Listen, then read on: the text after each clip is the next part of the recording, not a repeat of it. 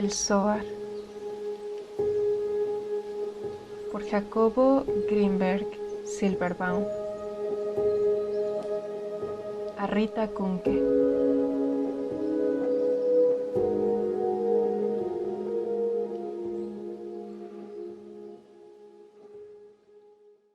El rabino Simón ben Yochai se alisó su larga cabellera y observó a su hijo Eleazar apoyado en la pared de la cueva.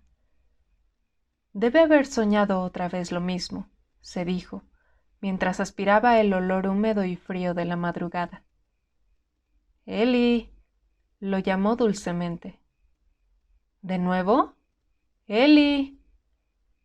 La luz de la luna es como la primera letra de su nombre. La luz de la luna.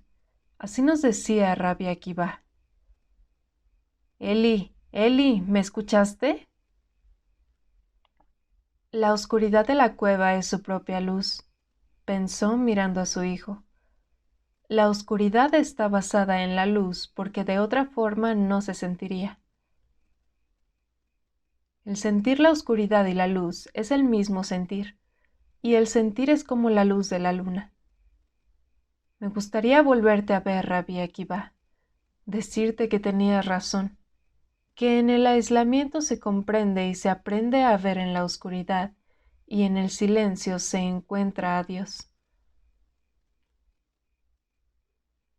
Los niños jugaban con el sol, bailando en las callejuelas empedradas, y los mayores señalaban con los ojos las dos figuras perdidas en pensamientos, caminando como entre nubes, alzando la vista al cielo, y de pronto tropezando con un niño y riendo. Te extraño, Rabbi Akiva.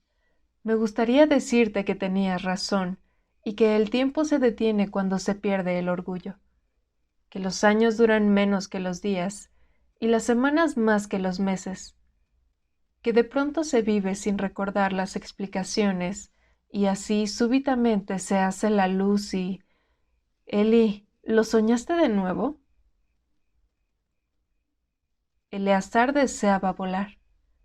Siempre lo había querido, y en sus últimos sueños se veía a sí mismo volando, sostenido por un dibujo extraño, dibujo que recordaba cuando el sueño fatigado de sí mismo aleteaba en la madrugada, dibujo que olvidaba apenas intentaba trazarlo en la arena que se esparcía a la entrada de la cueva. Eleazar había decidido acompañar a su padre perseguido por los invasores. Se había enguarecido en aquella cueva hacía tanto tiempo que el joven ya no recordaba el instante en el que la encontraron aquella mañana. A Simón ben Yochai le interesaba el sueño de su hijo, no tanto porque él mismo quisiera volar, sino porque intuía que detrás de aquel dibujo se hallaba parte de la sabiduría de Rabbi Akiva, su querido maestro. Recordaba su última conversación con él poco antes de su tortura y muerte.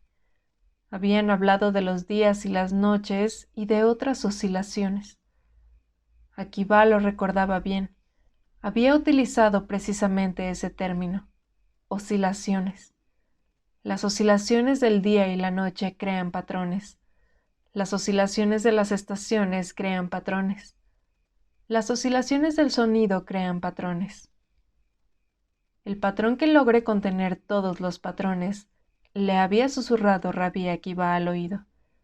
Ese patrón es la clave para encontrar el nombre secreto de Dios y así poseer toda la sabiduría. ¿Cuál es el patrón que no sometido a ninguna oscilación se crea? Ben Yochai había decidido ocultarse en la cueva después de ver morir a Akiva en manos de los romanos y saberse perseguido por ellos para correr la misma suerte. En la oscuridad de su vivienda oía la arena reptante del desierto y dejó de saber cuándo era de día y noche, invierno o verano. ¿Cuál es el patrón que no sometido a ninguna oscilación se crea?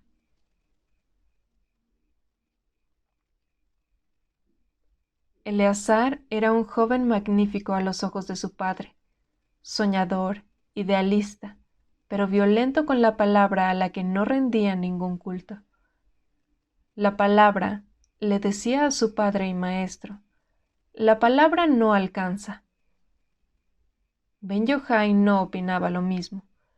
La palabra también es una oscilación, y seguramente acoplada con el dibujo de tus sueños te permitirá volar, le decía sonriendo pero con seriedad. Eleazar accedía con un gesto, pero íntimamente no lograba ni siquiera entrever una relación.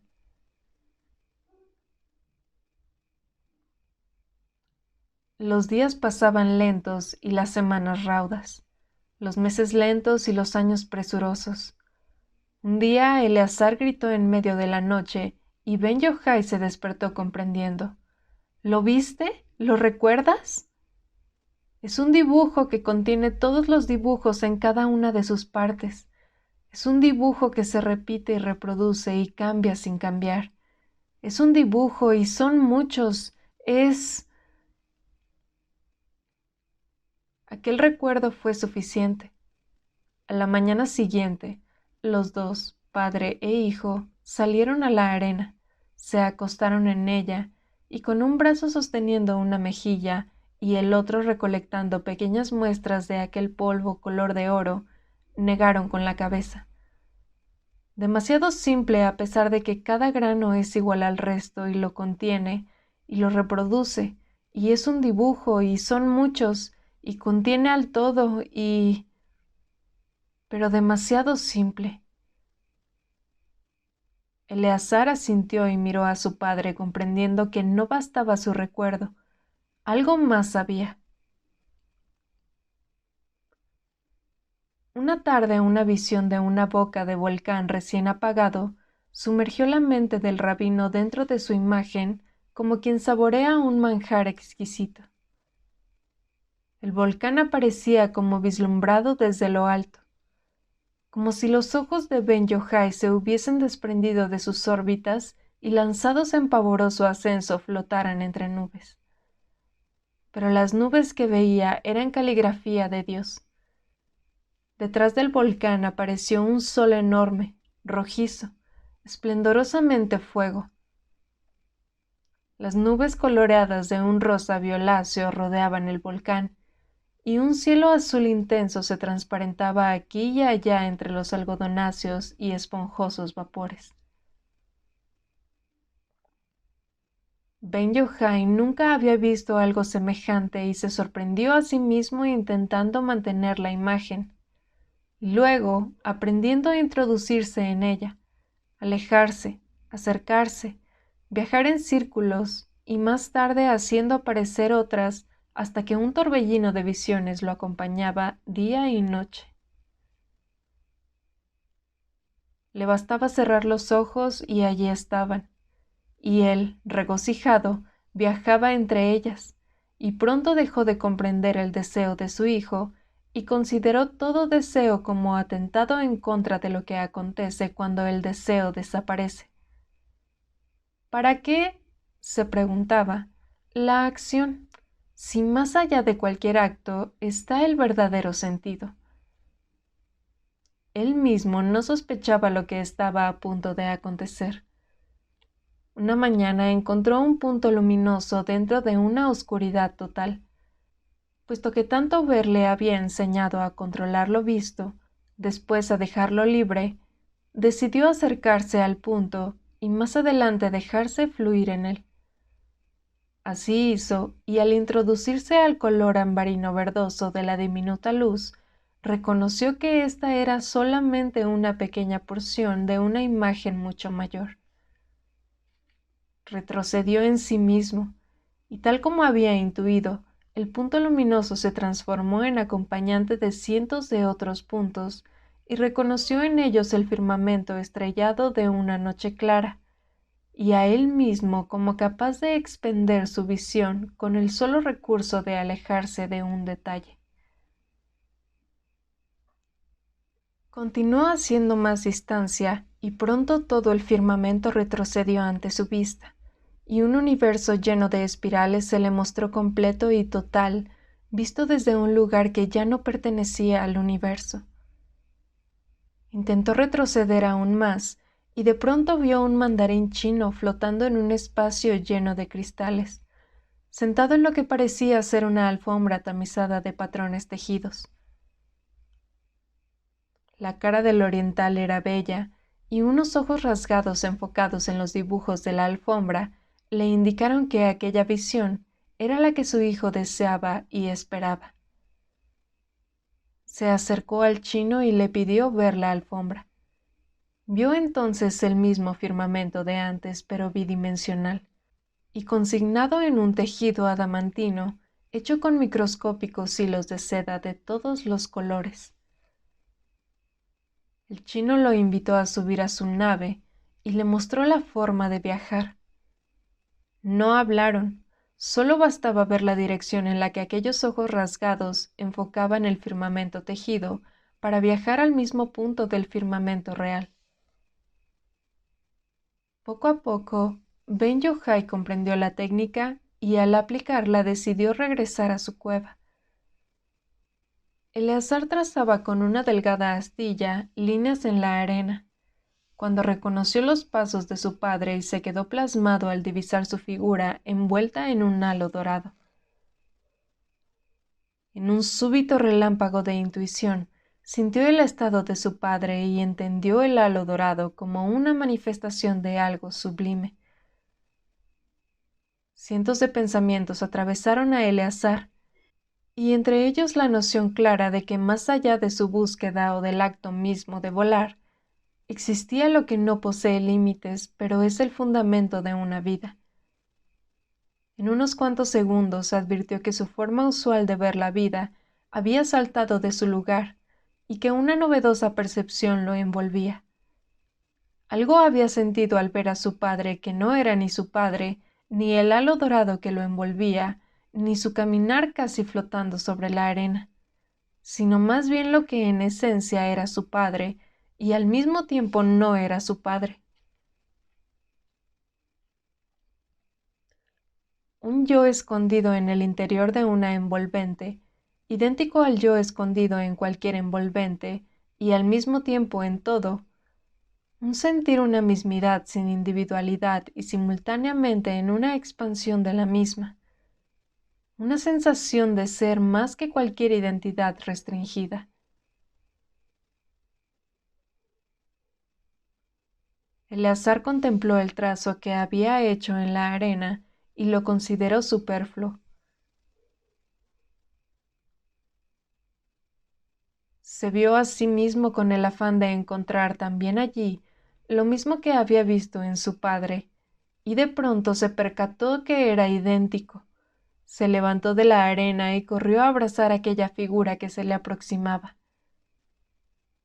Esa noche, todavía visible el halo dorado, el rabino contó sus experiencias y su hijo las suyas.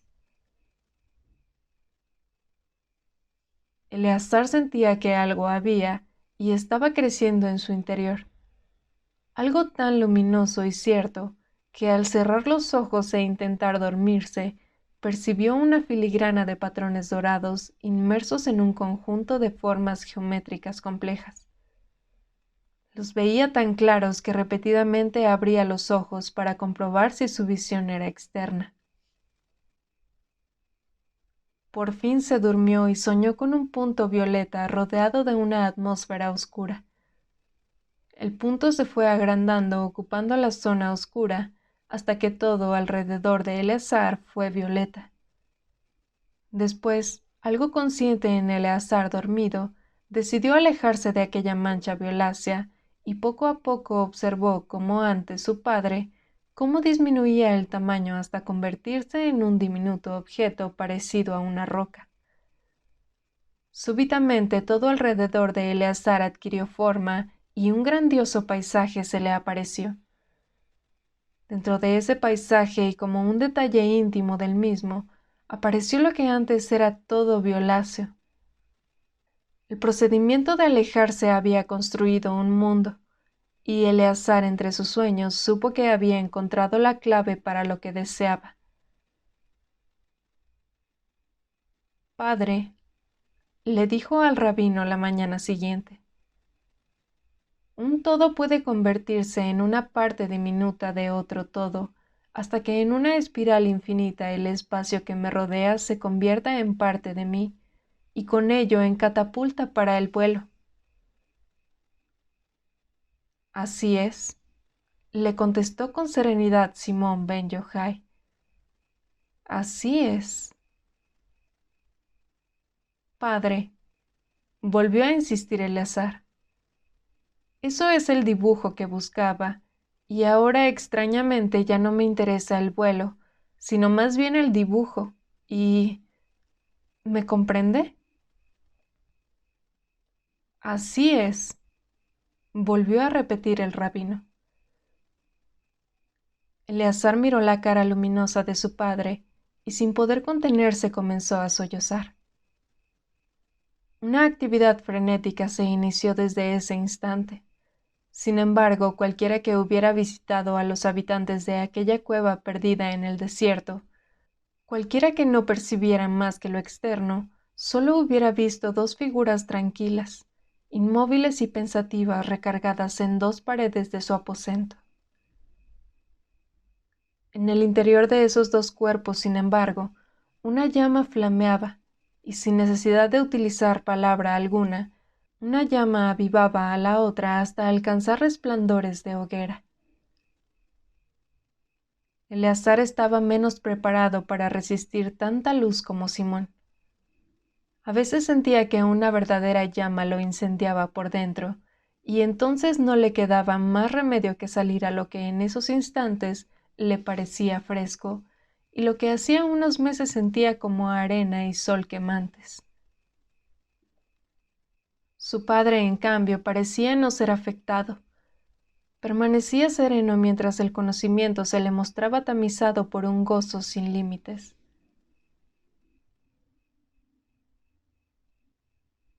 Una tarde de luna blanquecina y semitransparente, una tarde de azul profundo,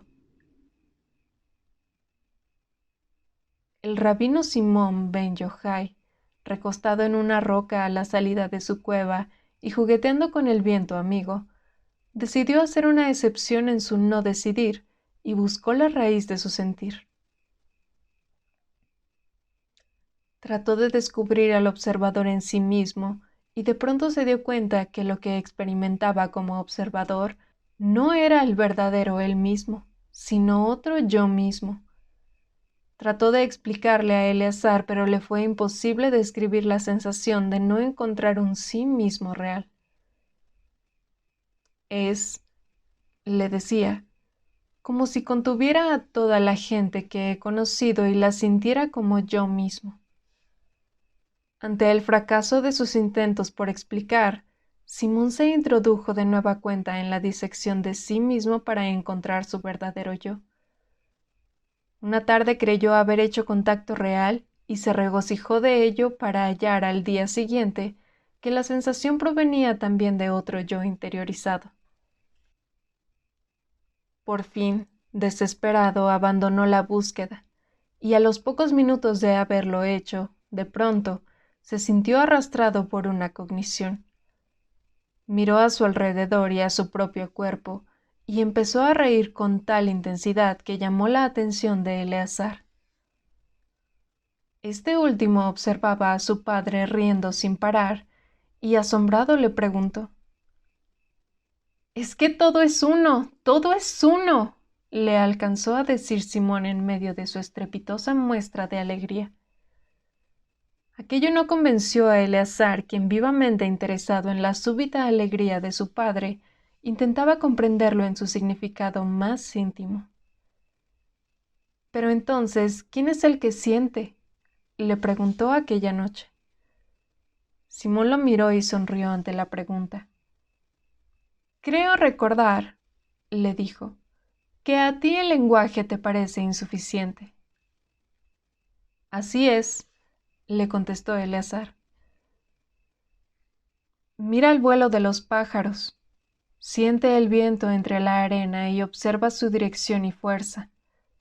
Recorre el camino de los escorpiones y vislumbra las ondulaciones, picos y valles de las montañas lejanas. Haz hablar a tu voz y moverse a tu cuerpo. Escucha el lloro de la noche y ve las sombras que proyecta la luna. Divisa las nubes y sus contornos. Compara la sombra de sus entrañas con la coloración de la arena. Ahora, penetra en tus sentimientos y míralos como a las nubes, al viento, a la arena, a las montañas y a la luna, y entenderás que todo es uno. Reconoce la liga entre los pensamientos que alumbran y el aliento de tu boca. Eso lo verás fácil. Ahora penetra a la unión del pensamiento con el aliento y verás que es la misma pasta que la que liga a los pensamientos. Ve tus movimientos y de nuevo reconoce en sus secuencias las leyes de tu pensamiento, el origen de la luz y las oscilaciones del viento. Encuéntralo todo por ti mismo. Eleazar soñó con unos huesos extraños, y a la mañana siguiente, mientras el frescor de la noche apenas abandonaba la arena y el resplandor rojizo de un sol saliente lo pintaba todo de color de la sangre, encontró una osamenta de jaguar y un fémur de animal extraño. El joven había salido a su caminata acostumbrada, impulsado por la necesidad de movimiento y como precaución ante inesperadas sorpresas. Al pie de una pequeña loma, había visto los huesos reflejando la luz del sol al igual que hace la luna y con similar mensaje. Al recordar su sueño y al compararlo con su súbito descubrimiento, Eleazar sintió la presencia de una señal cierta y poderosa. Se acercó a los huesos, los contempló unos minutos fascinado por las formas y después los recogió de su lecho arenoso, y ya en su cueva se dedicó a observar los detalles de las osamentas. Supo que el cráneo era de jaguar porque sintió al tocarlo un temor ágil y felino. El otro hueso quedó sin identificar. La mitad derecha del cráneo del jaguar estaba formada por curvas suaves, declives cuidadosos y uniones delicadas. La mitad izquierda era áspera, y en lugar de curvas suaves, ángulos agudos la formaban. Eleazar estaba fascinado por la diferencia. Reconocía en ella algo de sí mismo. Dos naturalezas unificadas en un solo ser, pero en sí mismas diferentes. Una suave y otra dura, una curva y la otra lineal, una rugosa y la otra esponjada, una luminosa y la otra oscura, una femenina y la otra masculina. El otro hueso manifestaba la misma dicotomía, pero si en un extremo la porción femenina se localizaba del lado derecho, en el otro cambiaba hacia el izquierdo y lo volvía a hacer una y otra vez como en un juego extraño de bifurcaciones alternadas. En el jaguar, Eleazar reconoció zonas de furia y otras de contemplación, secciones de terrible intención demoledora y otras dulces y tranquilas de retozar familiar. Las zonas agresivas e intensas estaban siempre rodeadas de excrescencias sutiles en cuyos límites se desdibujaban flamas o lo que parecían salientes de fuego. Eleazar intuyó que éstas reflejaban poder y sobre todo expresión de poder. En una saliente posterior, el hijo del rabino vio un declive en forma de espiral y otro con dos círculos entrelazados. Supo que el jaguar, al avanzar, dejaba huellas de sus pasos y que ésta era una espiral mezclada con un infinito. Todo animal en contacto con esta huella retrocedería abrumado por la claridad de una muerte segura, de una inesperable espiral infinita. Cada parte de ese cráneo empezó a hablar ante los atónitos sentidos de Eleazar y dejó un sabor de sabiduría colosal en su memoria. Cada unión de distintos huesos para formar una estructura común lo conmovieron por la presencia de un plan unificador que trascendía la existencia de los detalles concretos del cráneo. Algo por encima de su totalidad y previo a ella había decidido unir los huesos en aquella forma y no en otra. Un designio superior había establecido un orden temporal de supervivencia en el cual el cráneo, como estructura rígida, permanecería como testimonio de las funciones ejercidas por un tejido más mutable y menos permanente. En el hueso quedarían inscritos los detalles unificadores de una historia, aquello que más se repitió en ella, y por tanto lo que más había ligado, su realidad, su constancia y sus hábitos.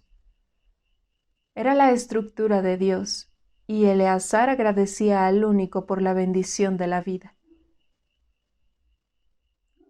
Aquel que podía dibujar su pensamiento en un hueso, aquel que decidía, era inocente y bello, y tranquilo, y puro, y majestuoso, y un artista consumado. Eleazar reforzó su fe y se dio a la tarea de buscar nuevos hallazgos para estudiarlos. Por primera vez en su vida, algo le había hablado directamente en la zona de sí mismo, que al activarse produce una sensación de testimonio. Tuvo la clara impresión de que existía algo sin final, y aquello se le había manifestado como conocimiento inscrito en una de las casi infinitas manifestaciones de la creación. ¿Cuántas manifestaciones existían? Eleazar habló con su padre y le confesó haber sentido el sin final. El Ein Sof se me presentó, le dijo, confiando en que Simón entendería. El Ein Sof existe. Existe un lugar que es Ein Sof. Su padre lo miró encantado. En sus ojos se traducía el deseo de compartir la esperanza de poder dialogar. Simón supo que el Ein Sof al que se refería Eleazar no era el verdadero, aunque nada podía estar más cerca. Escuchó el relato del jaguar y con una sonrisa mencionó que la dirección del Ein Sof siempre apuntaba hacia arriba. El hijo de Ein Sof, dijo al final, es horizontal. Todos los jaguares del mundo, todas las aves, todos los peces, todo ello es el hijo. Lo que de común tienen, lo que indica la presencia de la mente, lo que así se siente, lo que hace introducirnos en un torbellino, eso es el Padre. Eleazar se sintió defraudado y con una sensación de tristeza se alejó de la presencia de su padre. Llegó a donde había depositado el cráneo del jaguar y el fémur, y tocándolos cariñosamente dejó que las imágenes lo envolvieran. Vio a una mujer en medio de una batalla. Vio que ella mantenía el espíritu, que limpiaba las heridas y conservaba la luz, que curaba, santificaba y corregía, y de pronto la vio saltar por los aires en medio de un grito de dolor. Vio que los riñones de la mujer eran despedazados por unos dientes y unas garras, y entendió la correspondencia entre cuerpo y función. Eleazar recorrió completamente el jaguar en 2 semanas. Reconoció que él y el jaguar eran y no eran lo mismo. Recordó las enseñanzas acerca de la unidad y se despidió de su padre. Se dirigió al mar. Debía encontrar cráneos de animales marinos para poner a prueba su sentido de unidad. Debía vivir su separación y su unión para comprender sus límites. En el camino estudió cactus. Al principio le parecieron simples, pero a medida que comparaba jóvenes con viejos, especies con especies y familias con familias, comprendió su complejidad y belleza. Algunos mostraban caminos geométricamente perfectos en la disposición de espinas y diminutas salientes. Otros mostraban una tendencia a abandonar su propia estructura, lanzando a las alturas nuevas extremidades y formas originales. Eleazar se dio cuenta que toda manifestación de vida intenta trascender su propia estructura. Entendió que tal intento está, de antemano, destinado a fracasar, puesto que la herramienta que cada forma viva usa es su propia individual identidad y por tanto participa en la diversidad. Sin embargo, en la diversidad también existe la unidad y también por ello la posibilidad de trascender. Recordó lo que su padre le había dicho acerca del Padre y del Hijo de Ein Sof y comprendió su significado. Siempre que algo similar acontecía, su amor y respeto hacia Simón crecía, y en esa ocasión casi lo hicieron volver a la cueva. Sin embargo, decidió proseguir su camino, y a los pocos días escuchó un clamor oscilatorio, sintió una brisa húmeda y vio el mar. Buscó en la orilla y halló un cráneo de tortuga gigante. Estaba blanco y seco por el sol. Su interior estaba completamente dividido en dos compartimientos y en la parte externa superior una especie de flor gigantesca se desdibujaba levemente a través de sutiles y delicadas salientes del hueso. Eleazar se quedó pasmado por la división y por la flor en medio de ella, y de pronto intuyó que aquella flor unificaba lo dividido, y era la esperanza para llegar a un mundo trascendido. De nuevo ocurre lo mismo. Todos deseamos lo mismo. Cuando Eleazar regresó a la cueva, se encontró a su padre escribiendo frenéticamente. Era tal su concentración al escribir que Eleazar no se movió. Sin embargo, su curiosidad y el deseo de compartir sus nuevos descubrimientos lo hicieron atreverse a preguntar. Simón se sobresaltó dándose cuenta que en su concentración no había notado la presencia de su hijo. Se saludaron y Simón explicó que empezaba a escribir sus pensamientos guiado por el Altísimo, mientras Eleazar habló de sus cráneos y de su exploración dentro de la unidad. Durante la ausencia de Eleazar, la soledad de Simón había sido tan completa que ahora escuchando a su hijo, se dio cuenta de que algo muy extraño le acontecía. De pronto, la sensación de que existía una continuidad entre un movimiento y el siguiente de Eleazar comenzó a desaparecer. Luego, lo mismo aconteció con las palabras. Una de ellas era una unidad y la siguiente otra, y ambas existían por sí mismas e independientes. Simón dejó de entender lo que Eleazar decía y solamente atendía a su nueva forma de percibir. En ella, la realidad de un continuo perceptual dio lugar a la vivencia de momentos perceptuales separados unos de los otros. Como si un pegamento que normalmente sirve para mantener unidos los preceptos hubiese desaparecido. Asombrado hasta un punto imposible de resistir, Simón interrumpió el relato de su hijo, diciéndole que el pegamento de la realidad había sido roto, y que ahora todo se veía desde antes de la creación de la experiencia. Eleazar lo miró estupefacto. Mi padre, pensó súbitamente, ya no está en este mundo y yo estoy solo. Los caminos de esas dos almas en encierro voluntario empezaron a diverger. Ni Simón entendió lo que Eleazar vivía, ni este último comprendía las experiencias de su padre. Sin embargo, la divergencia aumentó el respeto y la unión de los dos seres. Simón trabajaba para diluir el pegamento de la realidad, y Eleazar viajaba en sí mismo intentando hallar un lugar verdaderamente suyo.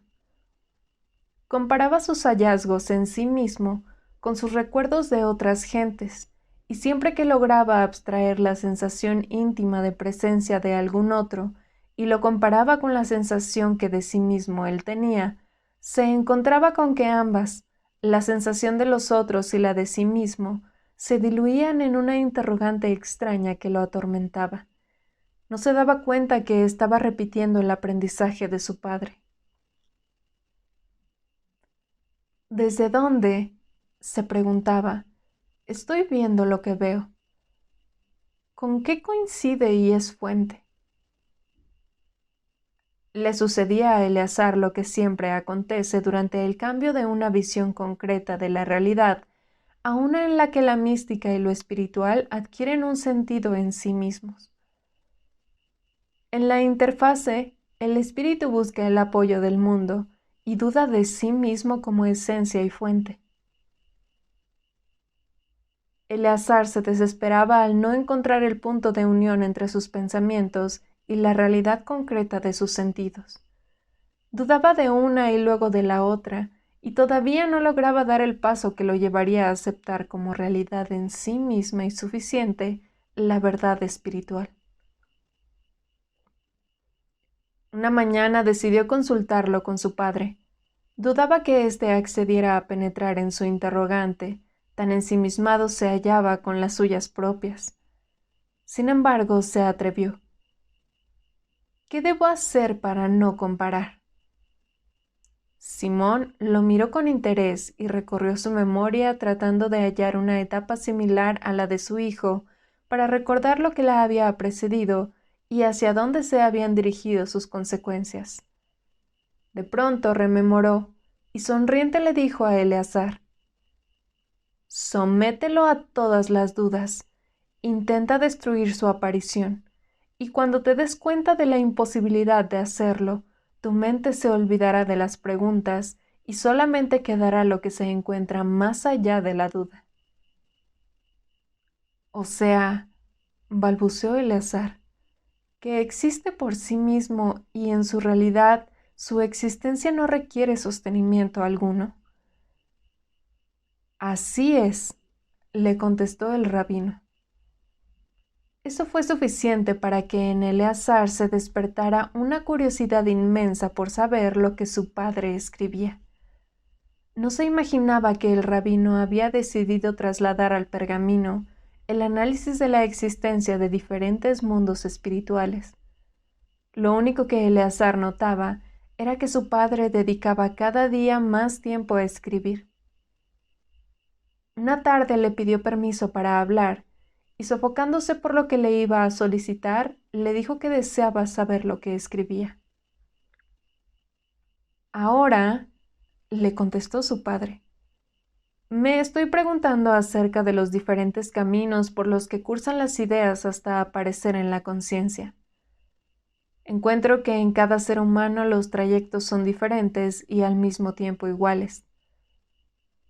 Simón meditó un momento acerca de la petición de su hijo, y algo en su mente le ordenó posponer la satisfacción de sus deseos. Por fin habló.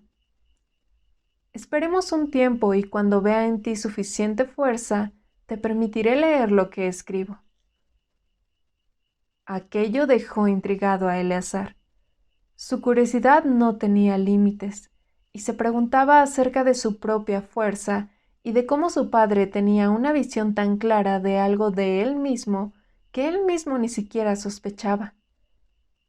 «Seguramente que cuando tenga la suficiente fuerza me daré cuenta y sabré lo que quiere decir tener la suficiente fuerza».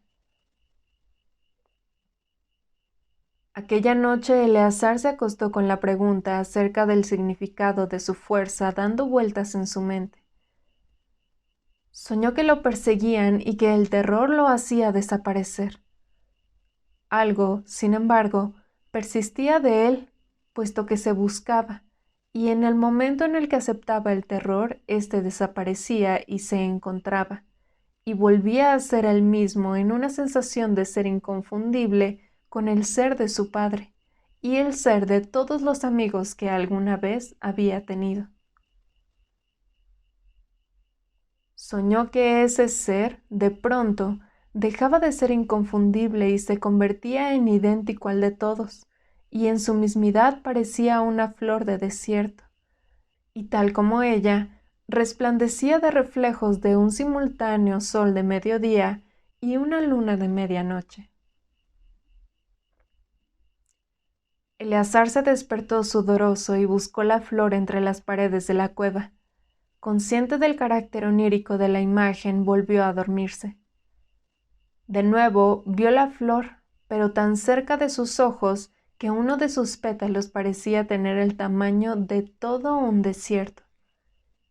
Observó venillas pulsantes de savia y patrones intrincadísimos de células octaédricas acariciándose mutuamente y cambiando de forma según la luminosidad del sol y la blancura de la luna. Escuchó el canto de un pájaro y asombrado vio cómo los patrones del pétalo desierto se alteraban según el tema, la amplitud y el ritmo del canto. Volvió a despertarse y vio su cuerpo reposando sobre el piso de la cueva. Acercó a sus ojos el pulgar de su mano derecha y vio las ondulaciones de sus huellas digitales. Recordó la flor, volvió a ver sus huellas y de pronto comprendió. A la mañana siguiente comenzó a construir un telar. Recordaba a un tejedor de Jerusalén y a su telar y lo copió. Necesitaba un pedazo de tela de tejido finísimo para usarlo como membrana. Trabajó 2 semanas y por fin logró montar la tela en un marco que no era otra cosa sino la base del cráneo del jaguar. Buscó arena fina y esparció un puñado sobre la tela.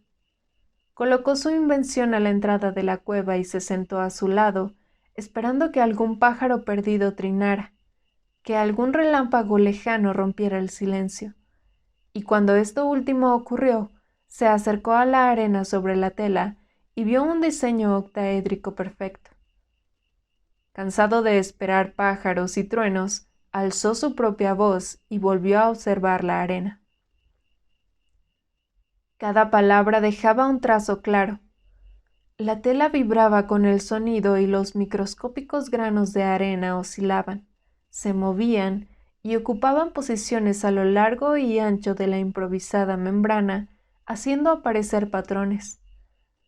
Eleazar fascinado se olvidó de su padre y empezó a lanzar verdaderos aullidos tratando de cambiar el tono de los mismos. Observó que a medida que aumentaba la agudeza, el patrón resultante se complicaba, pero siempre conservaba una estructura similar. Simón ben Yochai, al principio alarmado por los gritos, observaba divertido y regocijado los experimentos de su hijo. Se acercó al cráneo de jaguar y al ver los patrones y su constancia, dijo algo que dejó petrificado de emoción a Eleazar. Veo, le dijo, que estás a punto de entender el significado de tu fuerza.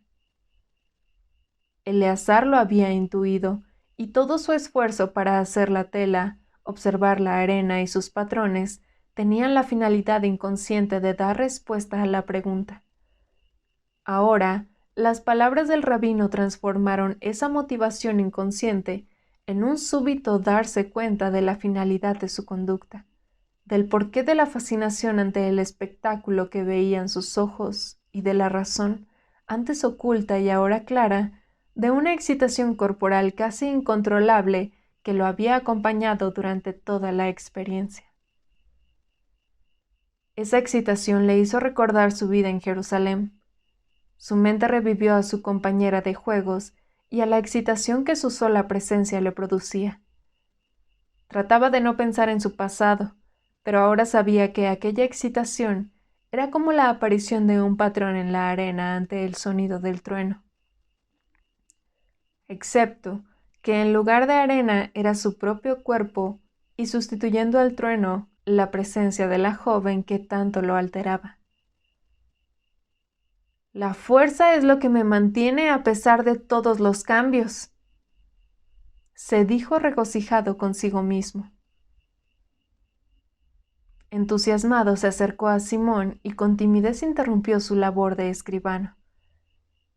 Quiero preguntarle, le dijo con un respeto que asombró a ambos. Quiero saber si lo que he visto y entendido no es ilusorio. Simón escuchó con atención, y al oír la consideración de la fuerza como constancia de sí mismo, sonrió y acarició el cabello de su hijo. Ahora, le dijo con cariño, debes averiguar el verdadero significado de la mismidad. Cuando lo hagas, te leeré mis escritos. El verdadero significado de la mismidad. Lo que siento es como un patrón ante lo que me estimula. Cambia la luz y veo sombras. Cambia el sonido y escucho música. Sin embargo, el sonido que escucho es mi sonido, porque por sí mismo y en sí mismo es solo un movimiento de mi tela. La joven y brillante mente de Eleazar trazaba filigranas de pensamientos intentando responder la pregunta. Eleazar sabía que la única forma de llegar a cualquier conclusión acertada era dejando libre al pensamiento, observando su acontecer y cambios desde un lugar que no es pensamiento. El sonido, siguió pensando, yo lo construyo como sonido. Lo mismo hago con la luz y con todo lo que hace aparecer un patrón en sí mismo. Pero entonces, ¿qué es lo que siento y desde dónde? ¿Y quién? ¿Y cómo? La soledad a la que había estado sometido había acostumbrado a Eleazar a un silencio tal que podía registrar sus más sutiles estados internos. Reconoció que estaba a punto de penetrar en una confusión intensa y recordó que en otras ocasiones la misma confusión se había trascendido a sí misma cuando lograba dejar atrás a su mente y a su pensamiento, y se internaba a sí mismo en un paraje ajeno al pensamiento y cercano al sentimiento de sí mismo. ¡Eso es! Casi gritó. Mi pregunta acerca del origen de la mismidad es menos total que mi mismidad, y por tanto es incapaz de dar respuesta a su origen. En cambio, el salto desde el planteamiento de la pregunta hasta la vivencia de mi propia mismidad me acercó más a la contestación. Eleazar decidió llegar a un punto de sí mismo al que jamás se había atrevido antes. Buscó con la mirada el árbol solitario, al que siempre acudía en busca de frescura y compañía, y se dirigió en su dirección. Su sombra fortaleció su propósito. Se acercó al tronco de su compañero, lo abrazó y se sentó recargando su espalda en él. Cerró los ojos y dejó que los pensamientos fluyeran en su interior sin ofrecerles resistencia. El sonido de un grillo llamó su atención. Lo escuchó, y la imagen de sus alas verdosas y de una pata acariciándolas apareció en su interior.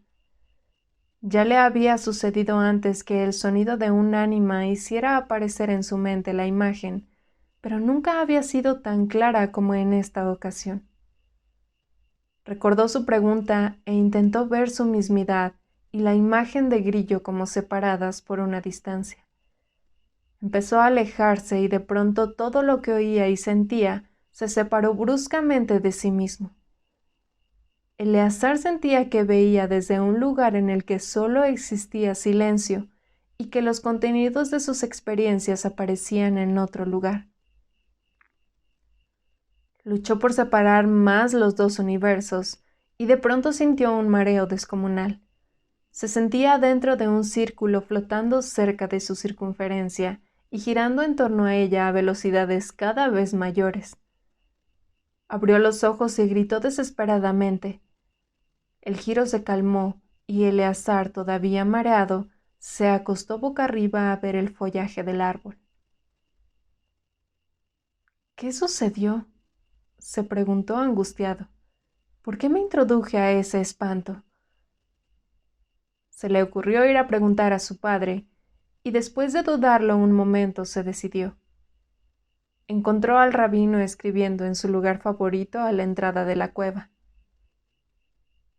¡Padre!, lo llamó con tal imploración que el rabino se asombró y se dispuso a oír a su niño.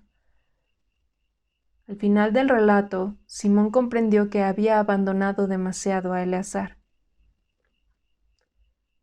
Eleazar, le dijo, estás enfrentándote a la prueba de la unidad. No existe ni la separación completa ni la unión completa. Existe algo que trasciende a ambas y que tú hallarás cuando te encuentres verdaderamente a ti mismo. Aquello tranquilizó a Eleazar, aunque como siempre abrió en él nuevas interrogantes, más de las que aquellas palabras de su padre lograban responder. Eleazar decidió salir a caminar en el desierto. Después de varias horas y ya entre las estrellas de una noche luminosa, cambió su dirección y se dirigió a su hogar pétreo. Cuando Eleazar regresó a la cueva, su padre lo estaba esperando. Eleazar se asombró al verlo y lo saludó con cariño.